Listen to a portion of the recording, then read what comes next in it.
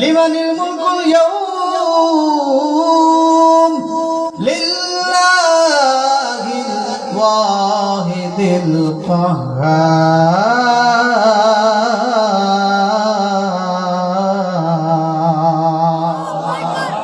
আজকের রাজত্ব হলো আমি আল্লাহ।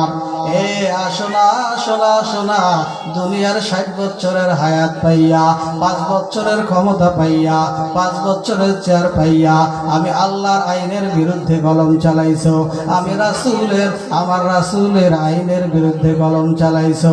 আসো আসো, দেখতে চাই কার ক্ষমতা কত বড়, কার রাজত্ব কত বড়, কার কত ক্ষমতা, কার শক্তি কত শক্তি আছে। আজকে আমার সামনে এসে দাঁড়াও, দেখতে দেখবে একটা মানুষও দাঁড়াতে সাহস পাবে না। যত বড় শক্তিশালী মানুষ হোক না কেন, সেই দিন আর আল্লাহর সামনে দাঁড়ানোর মতো দুঃসাহস এমন কোন মানুষের হবে। এ মুসলমান, শুধু তাই নয়, কোন মানুষ তো দূরের কথা, কিতাবের মধ্যে লাগে সমস্ত পয়গম্বর থর থর করে কাঁপা শুরু করবে। পয়গম্বরেরা কাঁপাকাঁপি শুরু করবে আর মনে মনে বলবে, আহারে আজকে আল্লাহ রব্বুল আলামিন যে রাগান্বিত হয়েছে, না জানি কাকে কোথায় কিভাবে ধরে, না জানি কাকে কি গজব নাজিল করায়।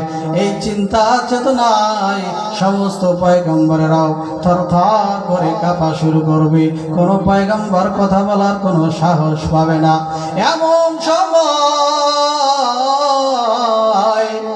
সমস্ত উম্মত মিলে, সকলেই মিলে আমাদের আদি পিতা হযরত সাইয়েদনা আদম আলাইহিস সালাম তেনার কাছে চলে যাবে। ইয়া আদম, আপনি হইলেন আদি পিতা, আপনি হইলেন আমাদের পিতা, আপনাদের সন্তানেরা ভয় থরথর করে কাঁপতেছে, দয়া করে মেহেরবানি করে বাবা হিসাবে সন্তানদেরকে বাঁচান, দয়া করে মেহেরবানি করে আল্লাহর কাছে গিয়ে একটু সুপারিশ করেন। আমাদের বাবা আদম ডাক দিয়া বলবে, রে এ সন্তানেরা, এই মুহূর্তে আল্লাহর সামনে যাওয়ার মতো ক্ষমতা আমার নাই, আল্লাহর সঙ্গে যাওয়ার, আল্লাহর সামনে দাঁড়াবার মতো, আল্লাহর সামনে কথা বলার মতো ক্ষমতা আমার নাই। কারণ আল্লাহ পাকের একটা হুকুম আমি অমান্য করেছিলাম, আল্লাহ পাক নিষেধ করেছিল, সেটা আমি লঙ্ঘন করেছিলাম।